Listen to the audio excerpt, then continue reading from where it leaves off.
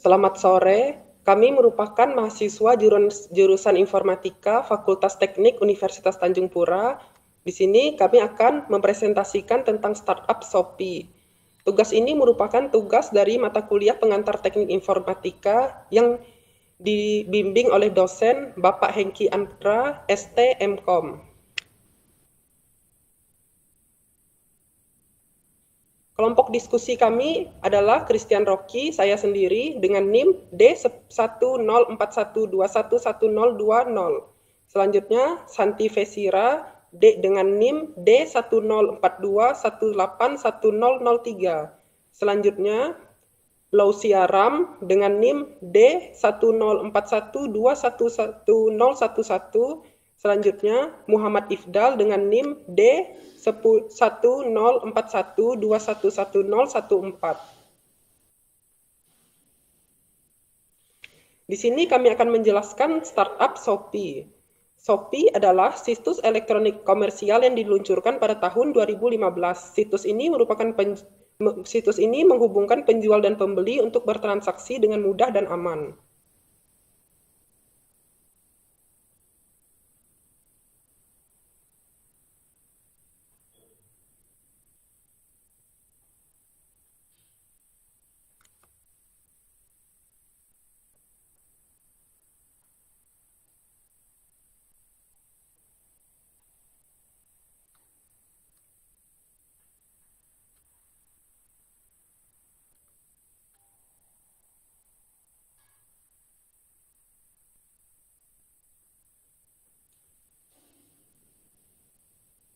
Cara kerja Shopee.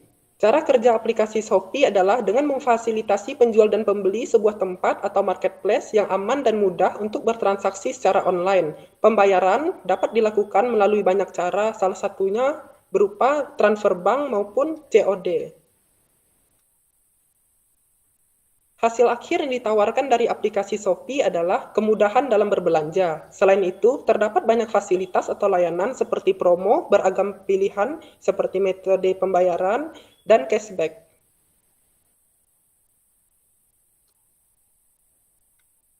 Dalam startup Shopee, banyak profesi yang saling bekerja sama untuk membangun sistem terbaik dengan teknologi yang sesuai. Beberapa profesi yang akan kami jelaskan adalah web developer, data analis, helpdesk analis, dan marketing project management.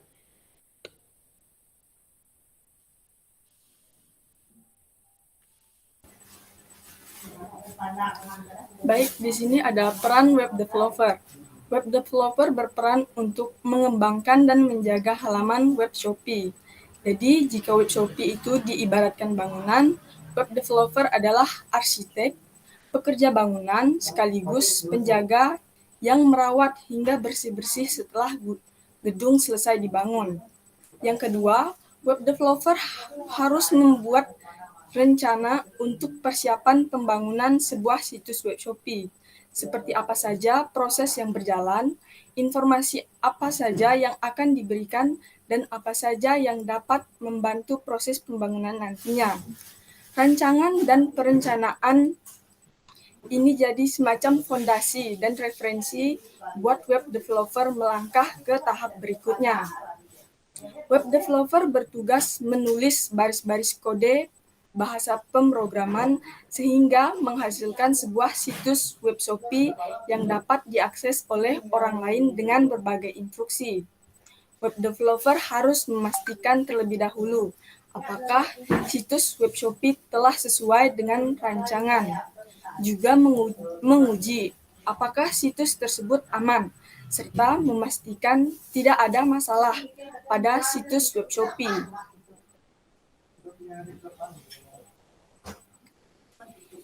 Yang kelima, web developer juga harus memastikan web Shopee bisa berfungsi dengan baik sebelum live. Salah satunya dengan mengecek apakah link yang ada di situs sudah sesuai dan tidak ada yang mati. Apakah form sudah bekerja dengan baik, serta apakah implementasi HTML serta CSS-nya sudah tepat. Yang keenam, kemudian ada juga uji coba interface database sampai performa dari situs itu sendiri. Setelah memastikan semua berjalan sebagaimana mestinya, web Shopee sudah live. Web developer masih harus memastikan kalau semua itu berlangsung seterusnya. Yang ketujuh, web developer bertugas untuk memelihara situs yang dibangun. Dalam hal ini, ada kalanya web developer harus menulis ulang program yang telah dibuat untuk tetap mengikuti perkembangan teknologi ataupun melakukan perubahan informasi dan proses yang berjalan pada situs web Shopee. Yang kedelapan, website maintenance harus dilakukan secara reguler untuk memastikan agar situs web Shopee tetap sehat, trafik terus berjalan lancar dan tumbuh, serta visibilitas di search engine pun terjaga. Jadi web developer harus memastikan semua halaman bisa loading tanpa error, rutin melakukan backup, mengupdate software dan plugin yang ada di dalamnya, serta menjaga hal-hal lain yang sudah kita pastikan di tahap uji coba agar tetap terjaga. Berikut beberapa etika web developer. Yang pertama, rehabilitas.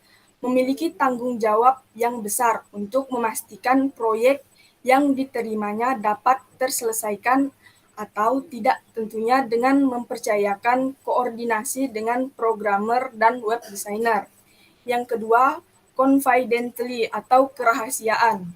Kewajiban web developer untuk menyimpan dan merahasiakan akses kode username panel-panel yang digunakan selama proyek berlangsung, sehingga mempermudah klien apabila kehilangan atau lupa akan kode tersebut. Yang ketiga, usability atau kegunaan website. Sebuah website dibuat untuk pemenuhan tujuan atau memudahkan klien dan pengguna lain dalam menggunakan website melalui berbagai fitur dan fasilitas yang disediakan. Disinilah tugas web developer untuk menjamin ketersediaan dan berjalannya fungsi atau fitur tersebut, serta melakukan pelatihan untuk para klien dalam penggunaan website yang telah dibuat dan disepakati. Yang keempat, longevity atau keabadian website. Dengan berkolaborasi dengan webmaster, peran web developer juga diminta di sini untuk menjaga eksistensi website terkait.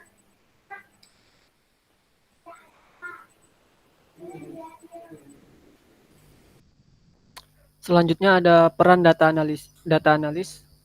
Seorang analis data memiliki tugas utama untuk mengumpulkan, mengelola dan menganalisa semua data, baik itu data yang sudah jadi ataupun data mentah yang diperoleh dari berbagai sumber data di perusahaan terkait. Adapun untuk proses yang perlu dilakukan oleh seorang data analis adalah memvisualisasikan data yang sudah berhasil dianalisa dengan menggunakan alat dan tools yang bisa membantu proses penganalisaan data itu. Sehingga nantinya data tersebut dapat disebarluaskan dengan pihak-pihak yang terkait guna memperoleh keputusan atau insight yang dapat bermanfaat bagi kemajuan bisnis perusahaan tersebut. Selanjutnya ada satu, menafsirkan data dan mengubahnya menjadi informasi yang dapat menawarkan cara untuk meningkatkan bisnis sehingga mempengaruhi keputusan bisnis perusahaan. Mengumpulkan dan mengatur informasi statistik dari berbagai sumber, kemudian menafsirkan pola dan tren di pasar bisnis. Ketiga, melakukan analisis akhir untuk memberikan penyaringan data tambahan. Setelah data dikumpulkan dan diinterpretasikan, data analis akan melaporkan apa yang telah ditemukan melalui studi komprehensif, lalu dipresentasikan kepada manajemen atau kolega yang relevan. Etika seorang data analis. Yang pertama, analisis harus sesuai dengan data. Yang kedua, data yang dihasilkan merupakan data yang penting, yang berguna. Dan yang ketiga, berhati-hati terhadap data sensitif. Keempat, mempersiapkan data dengan matang.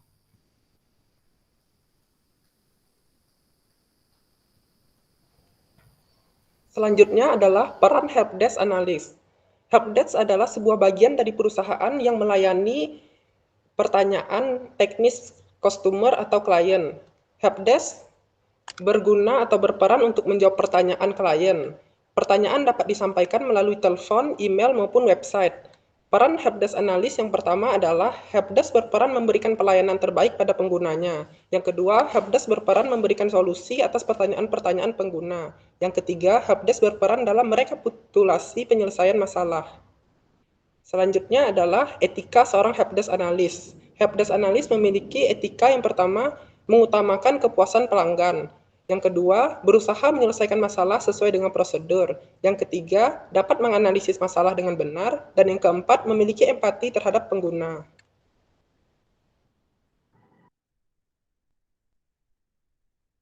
Peran marketing project management.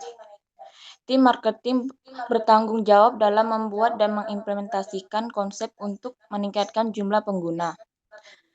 Yang pertama, berperan dalam proyek yang berfokus pada pemasaran wallet utama.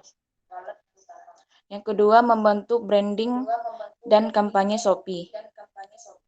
Ketiga, mendorong proyek yang berdampak tinggi dan berkembang.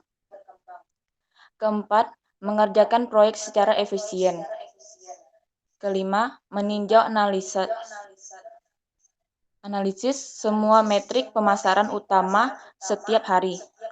Keenam, melaporkan kemajuan bisnis dengan data kuantitatif secara teratur. Etika marketing project management. Ada 4. Yang pertama, melakukan proyek sesuai dengan prosedur dan perilaku.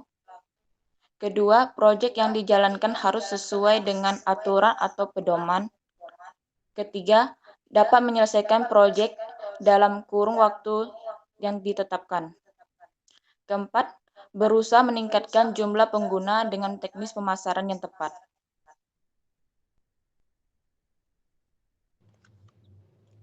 Ini referensi yang kami peroleh.